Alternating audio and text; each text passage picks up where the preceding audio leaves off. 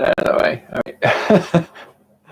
Like, here's a mess. All right. Anyway, so game design. Did a little looking through on the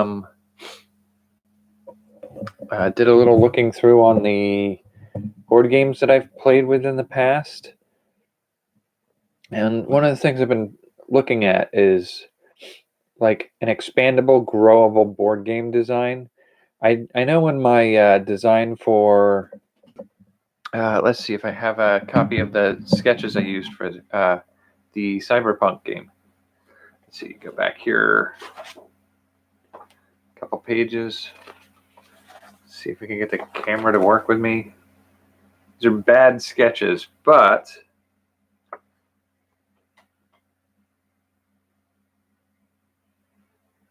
those are some of the rough ideas we had early on. Yeah, don't freak out on me all night long. So like the sketch ideas for the Cyberpunk game have a modular game board design that can be stacked and make a variety of ways to put them together to make different type of gameplay. And so I wanted to do something similar for this. And so I'll put this up quick here because the camera gets angry. But so we've got the top part there and the bottom part there. So what we're looking at here is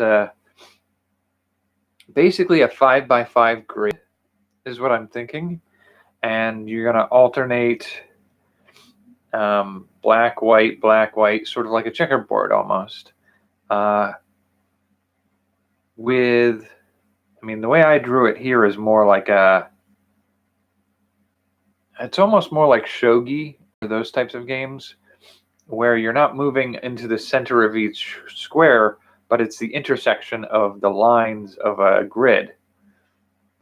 And in building that line up, the dot, circle, dot arrangement, and then going down the side, it's dot, circle, dot.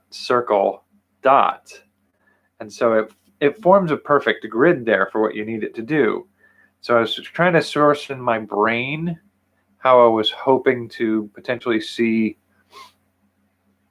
this as a stackable, where you can stack multiple grids on top of one another. So I was looking at I'll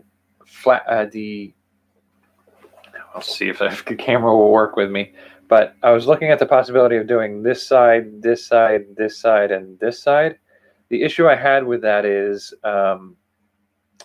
when I did something like that, yes, you have the possibility, if you connect two boards, you have one point connecting the two of them and then three open ends. I didn't particularly care for that aspect. But worse than that is if you're building a 3x3 grid, these corners have two open sides on all four corners, and then you have an open side on each of these. It's just every side is open. Every side that's not claimed by an adjacent side is an open side, and I didn't particularly care for that.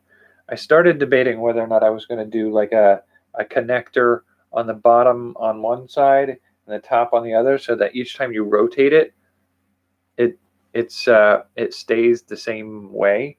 So if I had a notch here and a notch here, if you rotate this around, this notch is down here and this notch is up here.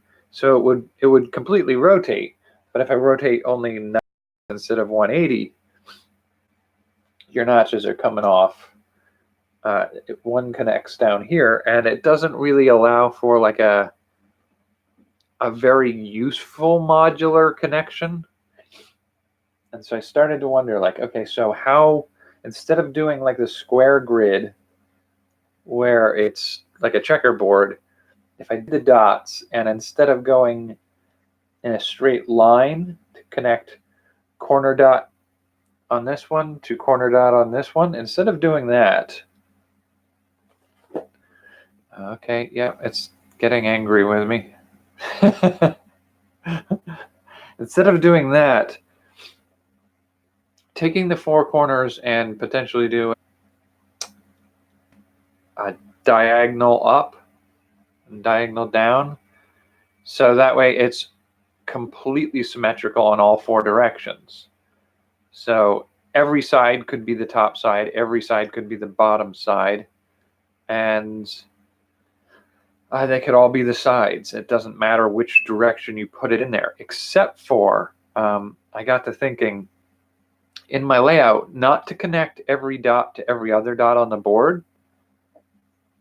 I was looking at the Star Trek Game of Galaxies game, and their layout is row 1 connects to row 2 on both sides, and they connect to row 3 on both sides, and so on and so forth. You have all 5 rows that are connected down the side, but it's just like a string of pearls across the middle. And I do think that makes more sense than having the ability to connect to every spot on the grid easily. So you have to actually trek your way around to get to pieces. And so I initially did sides with strings of pearls approach. And in that grid setup, I set the angled pieces up at the top. And what that helps do is if you put a piece adjacent to it, where the angled pieces connect to a half circle, you have a kind of a jump point where you can jump to the next board.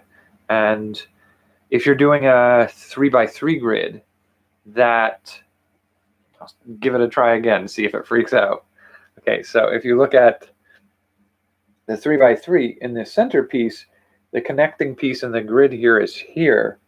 It leads you over here, but there's also a connector down here. But this connector down here might also connect you to this one and this one. And so these 4 become, this is a gateway between these 4. This one's a gateway between these 2. Now, same thing over here. This is these 2, and this one's these 4. That works. This one is a sort of a dead spot, or I'm considering it sort of like the start space on a board. This one here is, again, sort of like these, so it's 2. That's the 4. So it worked really well that way. I was looking at it as these are the strings of pearls, these are the strings of pearls. But when I started really playing around with the idea a little bit, I got to thinking, like, when you string 2 of these squares together, you're going to have like no distinct necessarily location to start from. So if you have 2 or 4 or 6, it doesn't seem to matter where you start on that one, and it still has open ends on some of it. So I started to contemplate a few other things. I was looking at the possibility of, could I make a circular track that you could go around and around and around to compete with other players towards a goal? And could you do a sort of a start to finish track by just changing something? And I was looking at the arrangement I did here, and I wondered, instead of being able to go all the way up the left-hand side, across the top, down 1, and then across the string of pearls on this piece, I wondered if it made sense to be able to try doing something a little bit different. So instead of having the sides connect all the way up, what if I just turn that into a snake? A doubling back path all the way up, but have a dotted line that lets you sometimes connect to the next one up that row. So what I'm thinking of in this case would be like the main track would be a yellow track with the dots on it, and you might put like blue lines on the parts that you can decide whether or not you want to include them as part of the track or not. And so it allows you to do, instead of a series of paths that you can go any direction on, it turns it into one where it's just a linear path.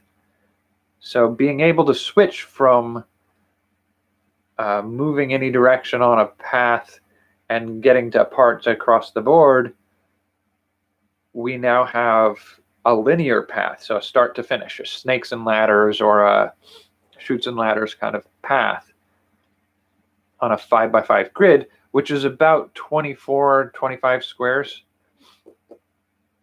And that's, you could use that for a game, that one tile. But if you connect it to the next one over, I was looking at, what that looks like to do the winding path up, and then in order to do a connect to the end of that winding path, you have to, the next one over has to be going this way instead of this way. So it's vertical lines instead of horizontal lines. But now you can double your path length. So it's a 50 point path instead of a 25 point path. And then I was thinking about it, and if you take those patterns, so I'll try it again. If you start, say, here and you wind up the path, you get here and then you go this way on the path, it brings you down to this point. And that means your start point is here and your end point is here, which suggests that you can clip on a flipped version of that path to here and make a complete circular path that you can travel along. So you can go from start to finish path, start to finish double path. You can go start to finish path, double that, and make a loop around track that you can run around with 100 squares on it. And with that in mind, I haven't really played a little bit further with whether or not I could do the 9x9 grid with a hollow in the center. And the other trick I'm having with the doubled up track, the 4 square, is there's still the connectors from the inside corners of all 4 grids. And I feel like I feel like I need to really play with it a little bit to see if it makes sense to do that, but there may be a way to color code those so that the center one can be a dark dot, which suggests you can't go into it. So I'll think about trying that out after I'm done here tonight. But I do think this is a functional modular grid for the capability of expanding. So you can do the linear path, double linear path, and you could triple or quadruple tile it across the top. Make a linear path along a long way. You could do 3 across the top and 1 down the side. So there's ways to do it. It's only when I start to get towards that 3x3 grid that it starts to get a little uncertain as to whether it'll cooperate for some of those connections. But overall, I think this is a viable approach to doing a expandable modular board. And the possibility of using each 5x5 grid, as a individual board, or really, dude, you don't need to be doing that right now. You could do, where was I? I can't even remember now. You can use, okay, there you go. The grid is 5x5. It can be a linear path with connector points on the sides to make it so that you can go up and around and travel in smaller squares. But I still feel like doing every square connected to every other square is probably not what I want to do. But I will consider the possibility of, if I do the yellow line going snaking and the blue line connecting the pieces on the side so that you can do a 2 lines with string of pearls. If I do that, I could do red lines between the ones in the middle to make it so that you can get from any one to any one. I don't know that I want to do that though. I don't know that it necessarily makes any more sense. But with that in mind, the next part was to figure out if I use these as a path, either a winding path or a string of pearls paths, which ones do I mark as significant so that anybody on that grid landing on that square gets access to something. You know, you draw a card, or you re-roll a die or something like that. And you don't want a lot of them on one grid. You sort of want to have a limited number. Like you don't ever really play a game like Chutes and Ladders or something like that where every other square is a special square. You don't want to do a game like that. And so I really just, as I was playing with it some, I was looking at the possibility of 4 to 8 squares per 25 designated as special spots that when you land on them, you do a certain thing. Some of them might just be draw a card. Some of them might be roll again and draw a card or something like that. And I still have to figure out what makes the most sense for those. And my brain goes for the symmetry right away. So it's, if you do the 5x5 grid, you're going to have, depending on how you look at it, you're going to have 4 circles in a diamond pattern in the middle, or like a 5 on the side of a die crossing in the middle of the board game, or in the individual tile. And if you do that, I feel like that's not a bad way to do it.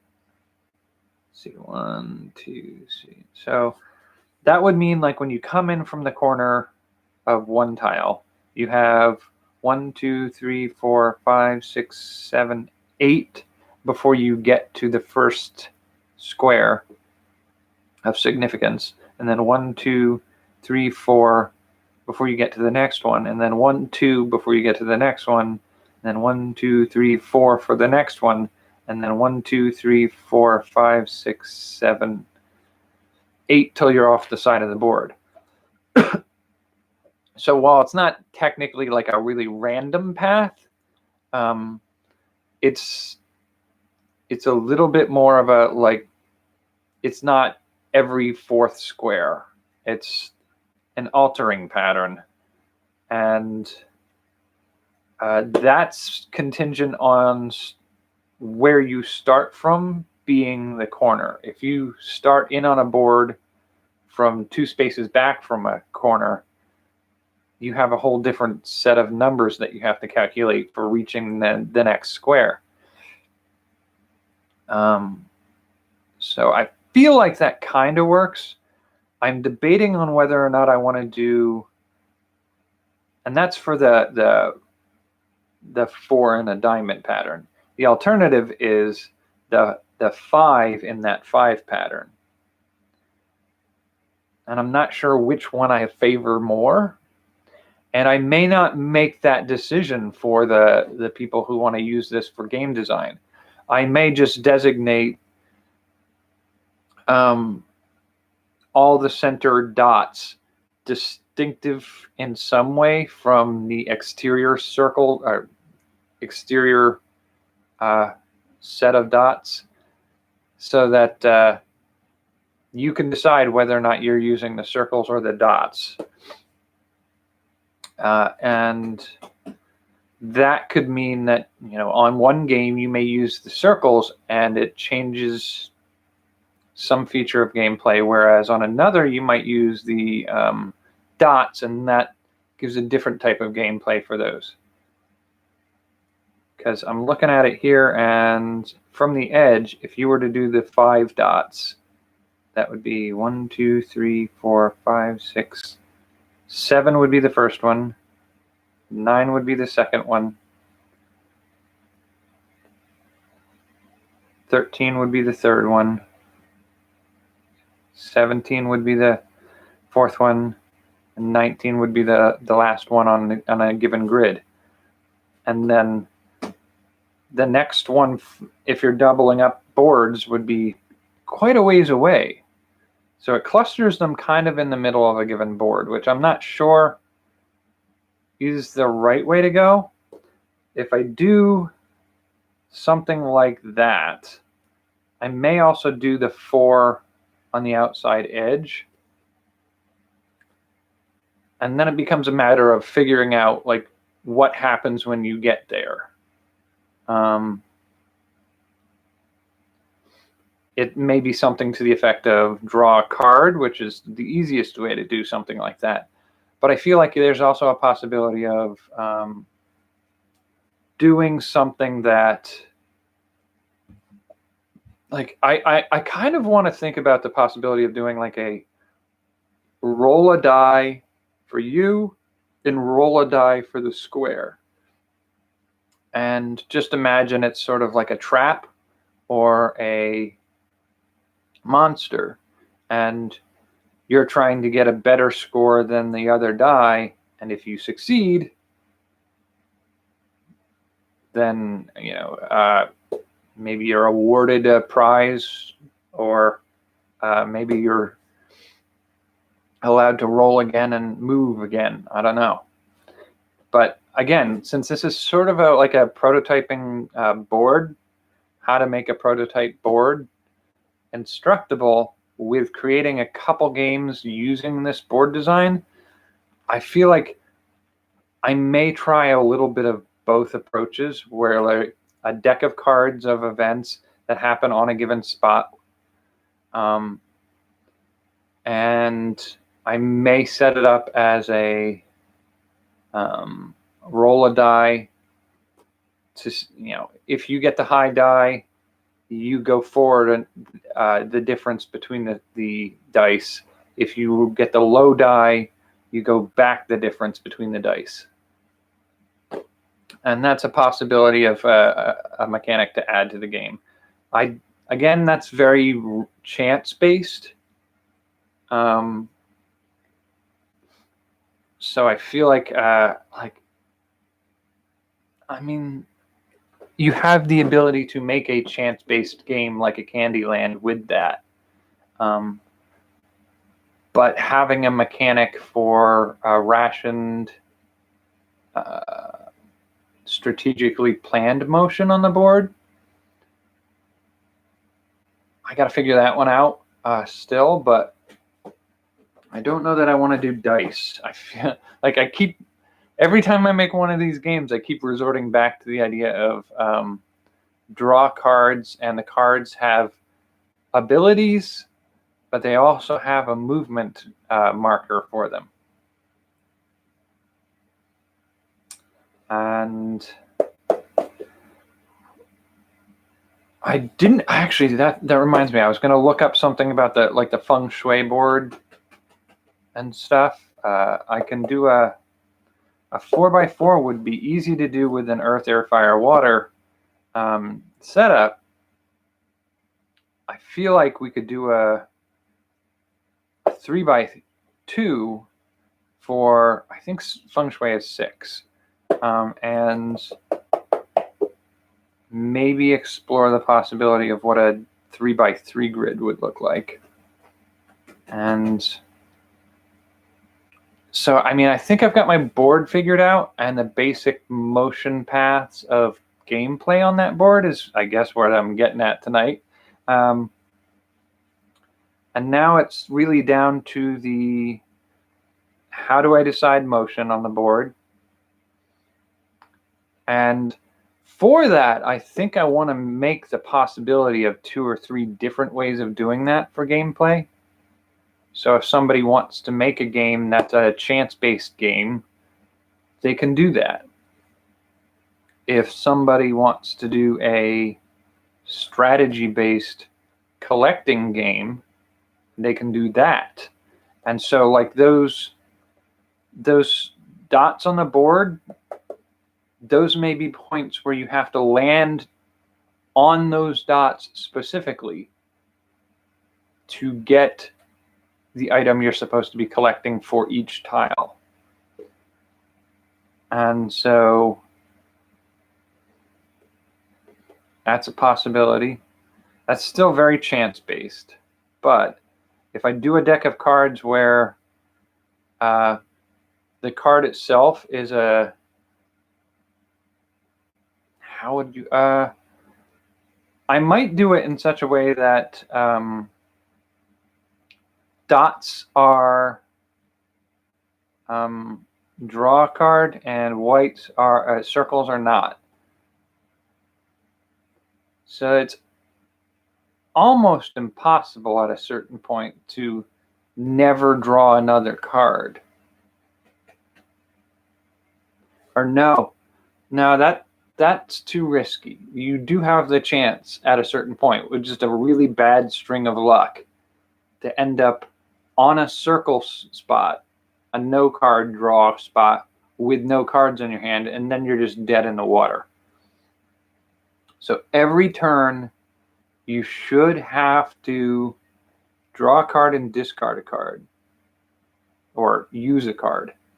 And so in order to move, you draw a card, you use a card to move, and so you're always cycling through a set of cards in your hand. And at a certain point, the secondary feature of that card, the benefit of that card in some way, maybe it's use a blue line instead of the yellow line that snakes up a path. Use a blue line instead of a yellow. If you use that card, it gets you ahead faster, but it means you're having one less card in your hand at a given time. But no, I mean,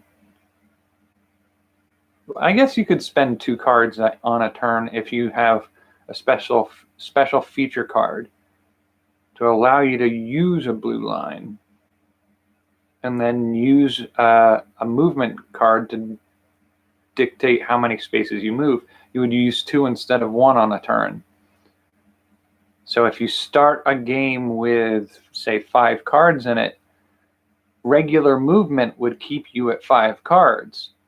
But every now and then expending a special card would cost you a card, and you'd have fewer to work with in the future.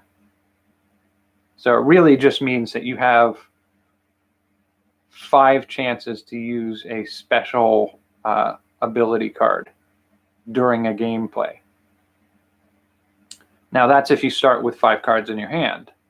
You could start with 3 in your hand. So for a 1x2 board design, 3 in your hand might make more sense. A 2x2, 5 in your hand might make sense. For a 3x3, perhaps it makes sense to do 7 to 9 cards in a player's hand. All right, so that's something to think about.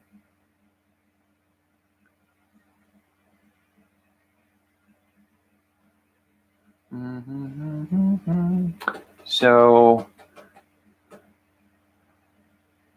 and then do I do something like the ability to steal from some other players?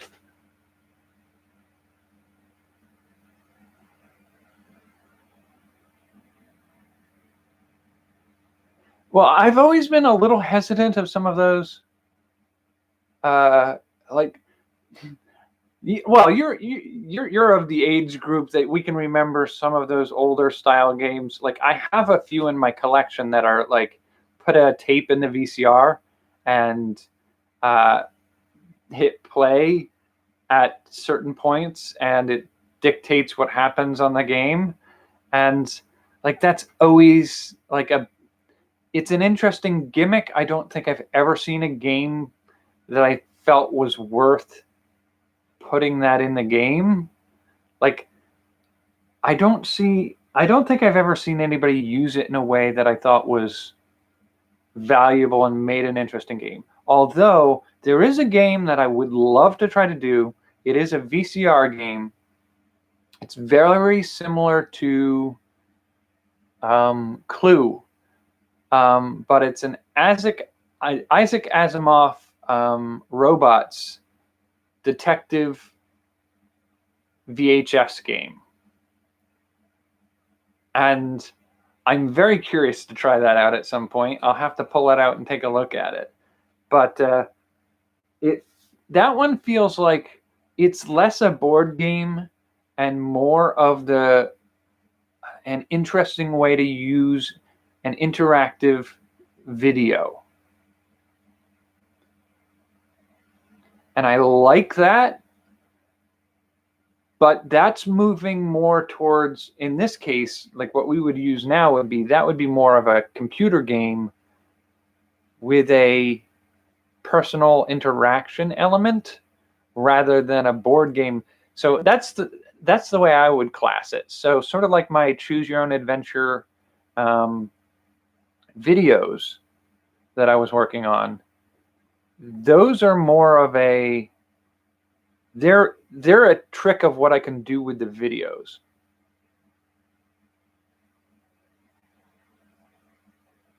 Well, there is the choose your own adventure game. Like I said, I do remember a former housemate of mine has he's not a toddler anymore, but he has a young son, and he brought out a bunch of his old toys for his son to play with. And one of these things was, I think it was a Teddy Ruxpin. No, it was a robot. It was a robot, and it has that tape player in the chest, and you put the tape player in, and you put a tape in that's designed for this, and it plays a question, and you hit a button on the front of it, and it does something like skip 5 seconds forward or skip 10 seconds forward. And so based on, did you answer it right or did you answer it wrong, you had the ability to do that. But again, that's sort of like that's an audio gimmick. It's an audio game. It's a video game, essentially, before it had a video element. The board game, the difference with a board game is really that it's usually a self-contained, doesn't need external. And I'm a bit of a snob about it sometimes, like when I make a board game, a tabletop game you play with friends at a gathering around, it shouldn't require a power outlet or batteries to play it. It's one of the ways I feel about it. And it's funny because like one of the games I do remember greatly that my dad had was a Dark Castle, I think it's called. And I have the copy of that game that was his. And it has this tower. It's Dark Tower. That's what it is.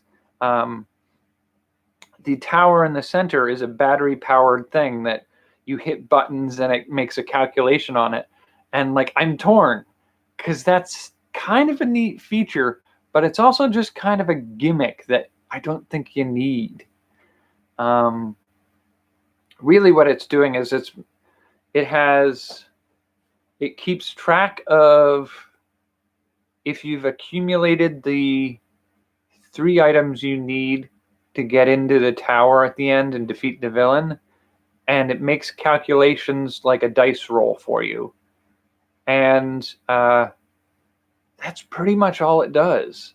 Is like, if you haven't collected all 3 tokens, then it won't let you progress to the end, or it'll make you automatically lose the end battle.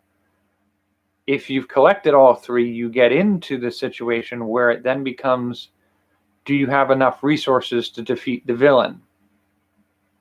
And it's like, you can do that with a pegboard and a spinner or something like that. The fact that it's some battery powered light up tower that moves around these celluloid frames behind a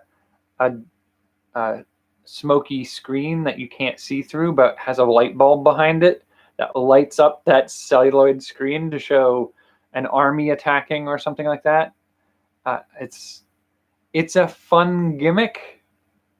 I think the other reason I don't like things like that is it makes a proprietary component that nobody else is going to be able to produce, and it's not made with off-the-shelf parts. So from a point of view of selling it to a game company like Mattel or Kenner or Hasbro, whatever it is these days, they might like that, because then it's like the Monopoly tokens. Like, who else has game tokens that are shaped like a race car or a top hat or a boot? It's sort of a trademarkable feature. You can't rip us off with that now. And the tower at the end, at the center of the Dark Tower game, it's a unique and distinct thing. Nobody else is producing those components, and it's harder for anybody to rip you off that way. But it also ups the cost of like a manufacturing or making that for a game. The Vampire Hunter game that I have is similar. It's got a tower at the center with a push button on the top that turns the light blue or red and affects gameplay.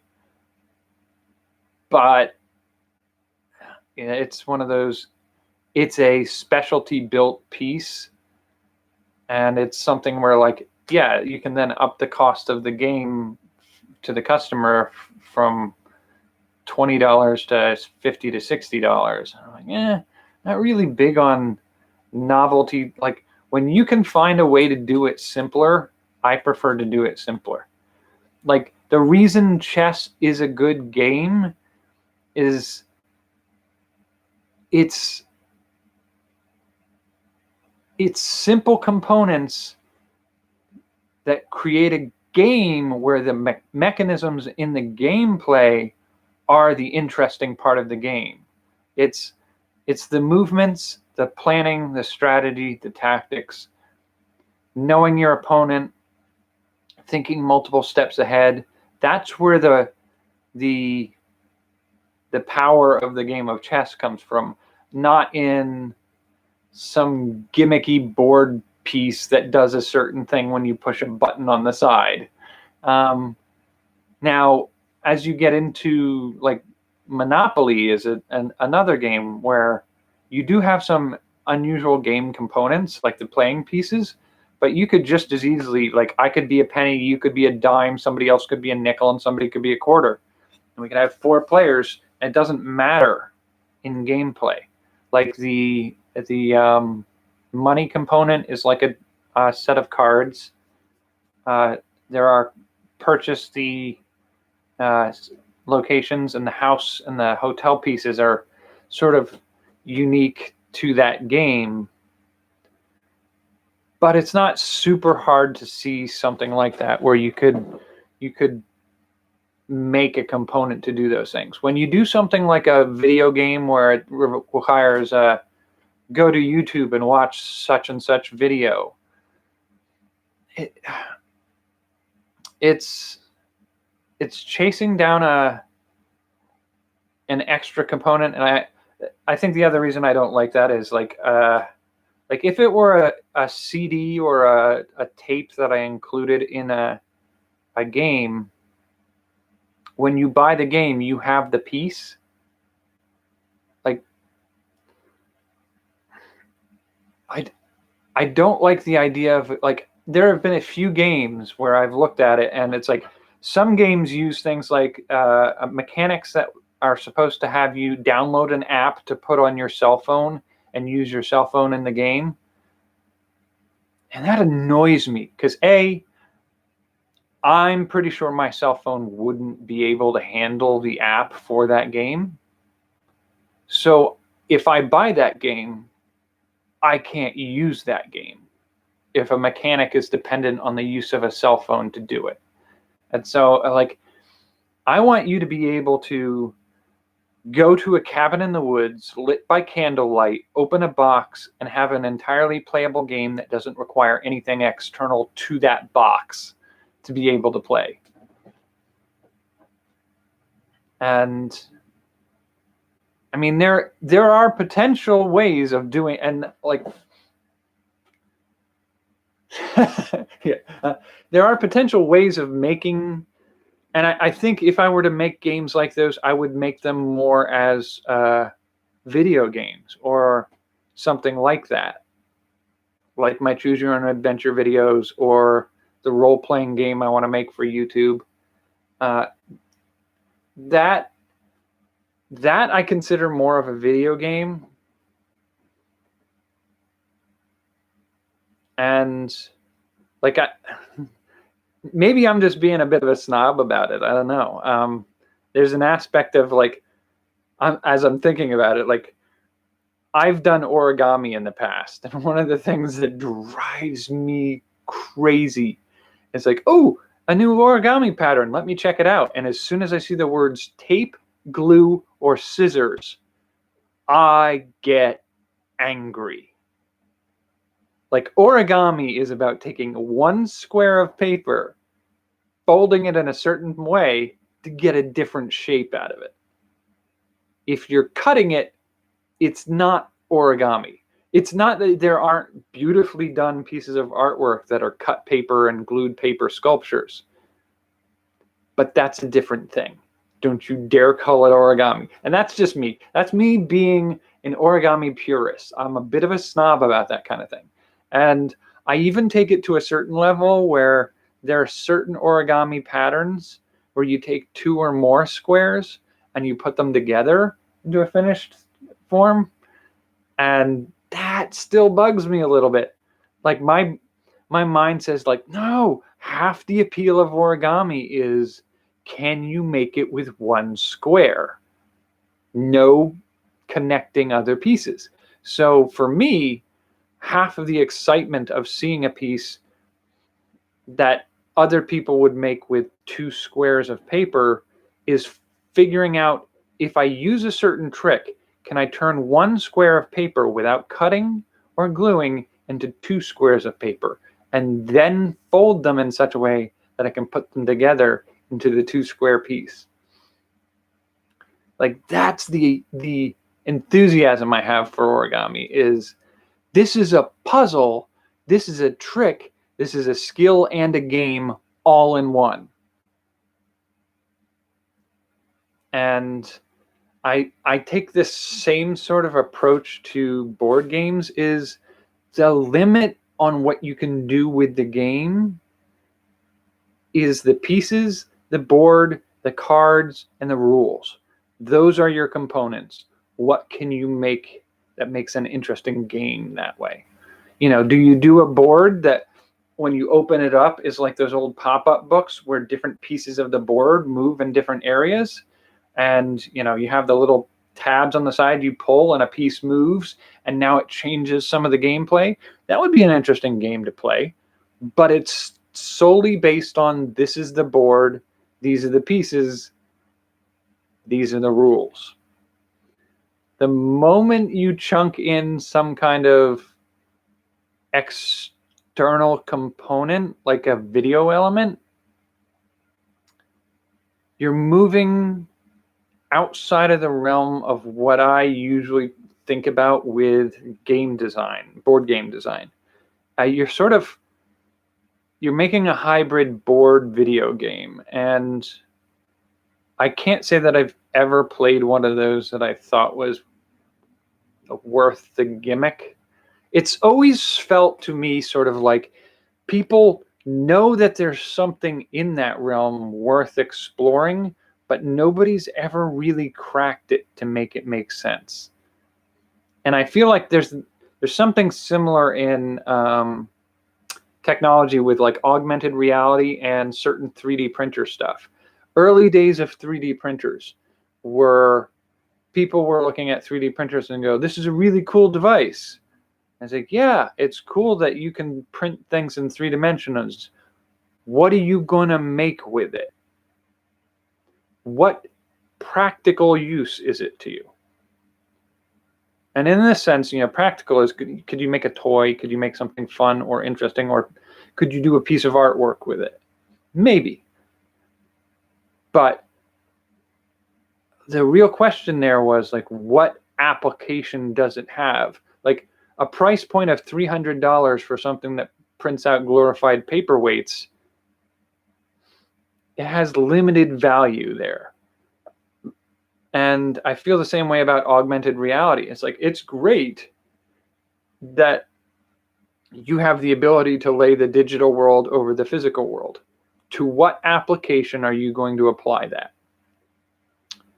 And I've brainstormed some things that would be useful for augmented reality, but they're usually specialty things. Like if you were to go to the doctor and you say, like, it hurts right here, and the doctor can put glasses on and map a structure of bones, connective tissues, nerves, and circulatory paths onto the position of your joints, and say, like, your shoulders are here, and so if you've got wider shoulders, so we stretch the base model and connect it here, it suggests in that cluster is a nerve, and there's no circulatory components of any importance in there, and that's not where the connective tissue for that joint would be.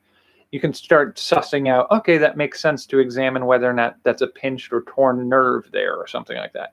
So that's valuable for that function, but that means that that's valuable for a doctor or medical use, not for home use necessarily.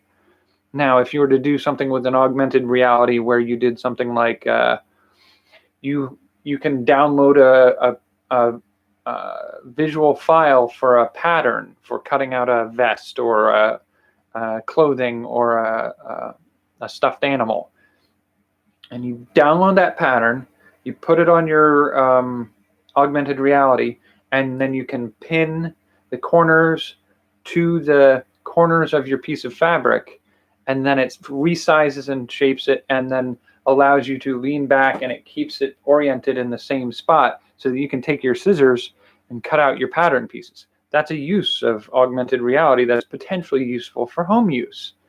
But again, like, how many people are cutting out fabric patterns, and does it work for the price point of augmented reality equipment? And so a lot of these things, like, there are ways potentially to make these things useful. And so I do feel like there is a space somewhere in the gaming world for a combined tabletop and, for lack of a better term, digital component. Smartphone, tablets, PCs, or any of that kind of stuff. There's space for that. There's something out there that would make that a really awesome game, like hybrid between board game and video game. And I think, if we could crack that, that would be an amazing project for later. I think that's going to take a lot of brainstorming time to come up with the right way to do that. And I feel like it's a ripe spot for going into, because, like I said, I don't think I've ever seen a game like that done in a way that was successfully combining the digital and analog worlds. I feel like there's a way to do it, and nobody's quite cracked that formula yet. If we did that, if we figured out how to do that, we could very well be the first one to really make it take off. A close one, like the the Pokemon Go and its predecessor, which was something they play over in Europe still, I think, where you find portals or secret passageways or something like that. That sort of thing, that's very, very close to a board game meets a digital realm game, an augmented reality game. And I feel like there's got to be. I'm trying to lean forward there, but there's got to be a. It's an interesting puzzle, and it's a very complicated puzzle. So there may be a way to do that at some point. I'm starting to think like just in the back of my mind right now, as I say, it's hard to do. My brain is starting to say like, well, what if we try this? What if we try this? But I think that the thing that's perking in the back of my brain right now is the idea of sort of like my writing project of doing the multiple realms, where like the computer is one realm and the tabletop and your group of friends is another realm. And if you made it a massive multiplayer, so that like one group of friends over in Utah is playing their portion of it, and you're playing your portion of it with your friends over in Illinois, and there's a space for overlapping interaction between the two groups through an online other realm component, like I feel like maybe that's viable. There's just sort of a risk to making your game with friends contingent on something outside of yourself and your ownership. So having to go to a website to carry the game further, or waiting to hear back from another group about how their group is doing to find out how that affects how you and your group can continue. I just feel like there's a lot of ways that can go wrong for a game and make it near unplayable, except for a few diehard fanatics. If you do it right, we could potentially pull off a like a Pokemon Go level of success.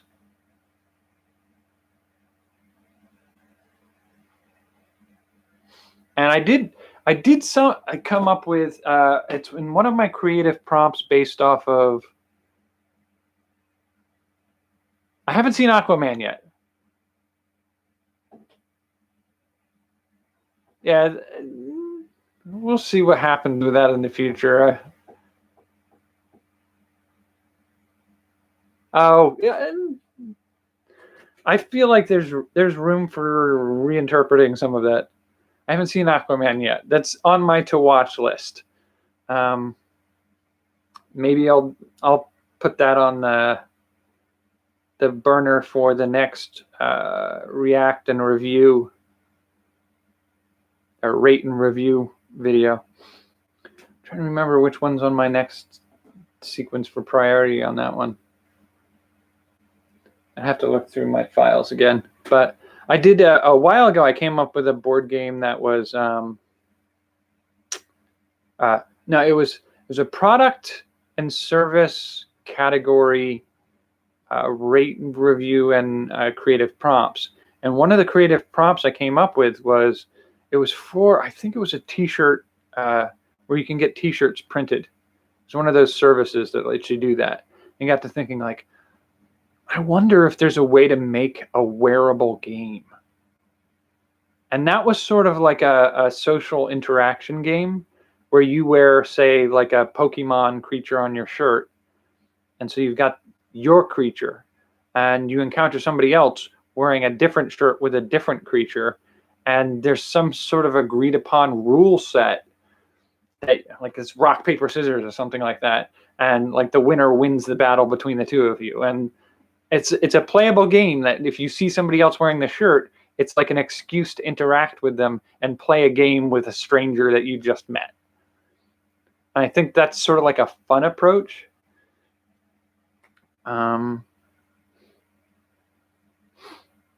But like maybe taking something like that and doing a video game element with it.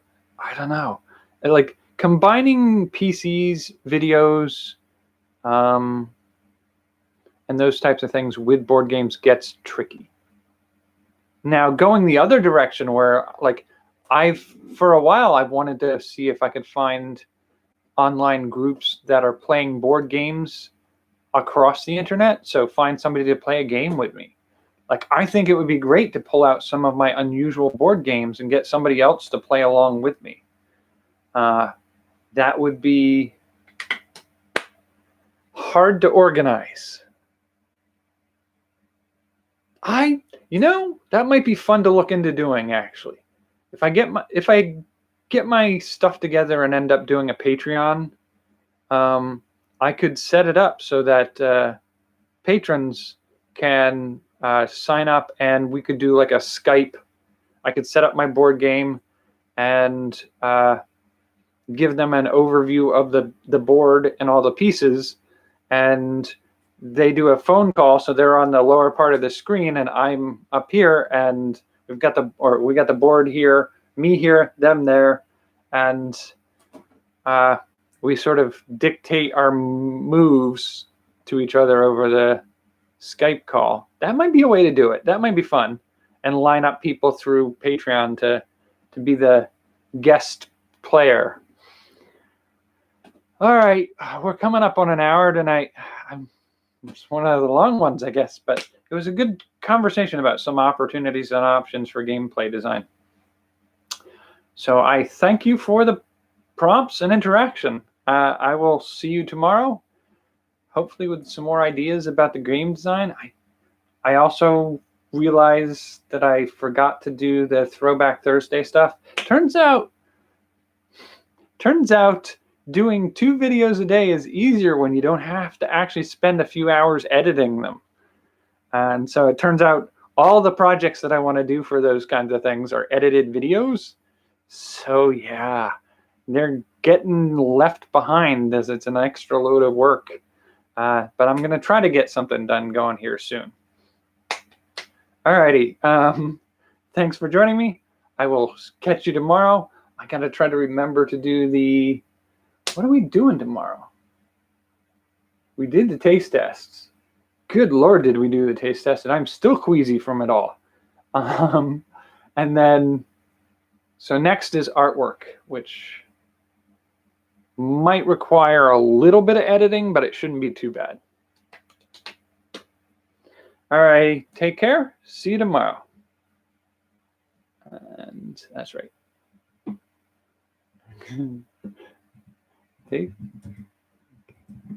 And good night. There you go. Working on my typing skills. All right.